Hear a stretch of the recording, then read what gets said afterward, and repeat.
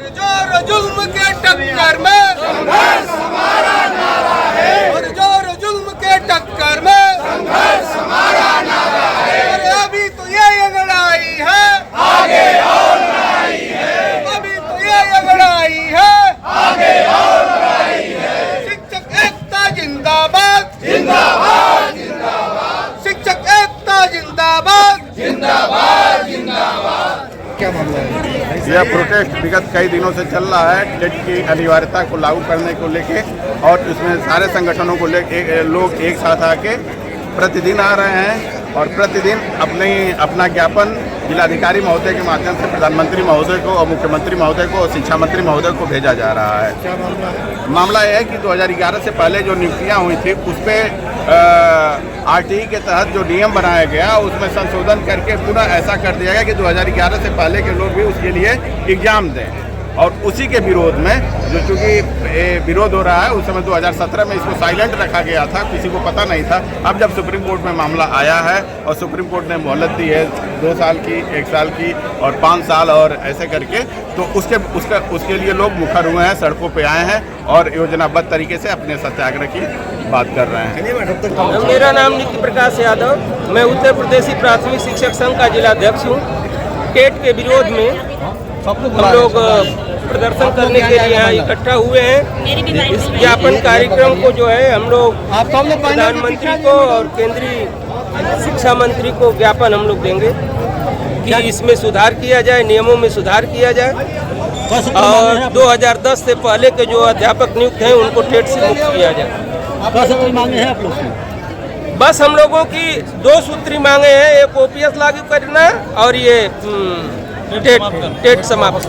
TET 2010 से पहले के जो अध्यापक हैं, जिस समय उनके विज्ञापन में जो जितनी योग्यताएं थी उसको पूरा करने के बाद अध्यापक नियुक्त हुए हैं, बाद में खेल के बाद बीच में ये नियम थोप रहे हैं, ये अच्छी बात नहीं। आज तक न्यायालयों के निर्णय के इतिहास में कभी ऐसा नहीं हुआ है कि रिटायरमेंट निर्णय जो है लागू किया गया है।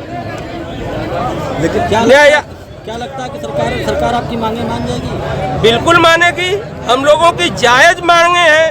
जितने शिक्षा के दार्शनिक हैं, कुत्ते और बिल्लियों पर प्रयोग करके कहते हैं कि अनुभव से वह सीख लेता है। हम अध्यापक 25 वर्षों से निरंतर अध्यापन कार्य कर रहे हैं, नए नए तरीके अख्तियार करके बच्चों को शिक्षा देने का काम कर रहे हैं। क्या वो बच्चे नकारा है जो आज तक हम लोग 25 वर्ष से शिक्षा देते रहे हैं?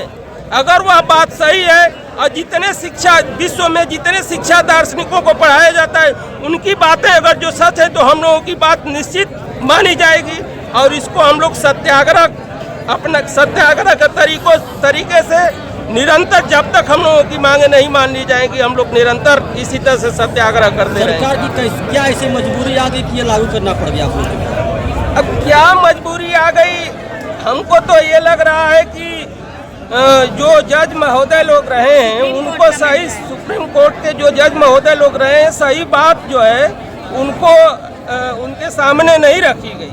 कोई भी नियम लागू होता है तो वो उस दिन जब नियम पारित होता है या कोई आदेश पारित होता है, जजमेंट पारित होता है, उस समय से लागू होता है।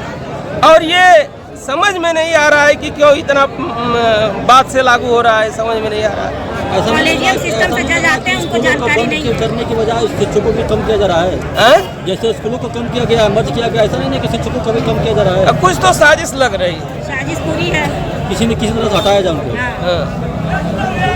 ये मानसिक उत्पीड़न करने के अलावा कोई ये मामला इस तरह का नहीं बनता है कि जो 25 वर्ष से निरंतर जितने हमारे शिक्षा के दार्शनिक हैं वो कहते हैं, कुत्ते और बिल्लियों पर सिखाते हैं कि बार बार इस तरह का अनुक्रिया करने से, क्रिया करने से अब उनका अनुबंधन होता है ज्ञान के तरफ।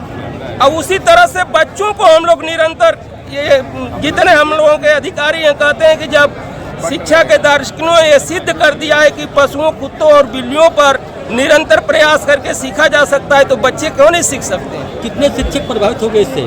करीब 10 लाख पूरे देश में। छोटा बहुत गंभीर और संवेदनशील है। जो व्यक्ति जो शिक्षक सारी पात्रताएं कंप्लीट करके शिक्षा विभाग में 25-30 साल सेवाएं दे रहा है, बाइकआउट किया जा रहा है एक टेट का बहाना लेकर। शिक्षक टैक्स से नहीं डर रहे हैं, क्योंकि जब जिंदगी में इतने इम्तिहान कठिन BLO क्या करके हम लोग आगे हैं, हम टैक्स से नहीं डर रहे हैं उन नीतियों से जिससे शिक्षकों को पूरी शिक्षा जगत से बर्खास्त करने का नियम चल रहा है। टैक्स एक बहाना है, शिक्षकों को बर्खास्त करना सुप्रीम कोर्ट का मामला है। ये मामला सुप्रीम कोर्ट का है और इसमें सभी प्रदेश के लोगों को, सभी शिक्षकों को घसीटा जा रहा है। कॉलेजियम सिस्टम के तहत चयनित जज जो कि खुद कभी जिंदगी में कंपटीशन नहीं दिए हैं, वो आज हमारे शिक्षकों को कसौटी पे कस रहे हैं। आगे क्या करेंगे? हम लोग तब तक अधिक धरना करते रहेंगे जब तक कि अध्यादेश जारी करके पूर्णतया इस TET से हम पुराने शिक्षकों को 2010 से जो पहले हैं उनको मुक्त किया जाए।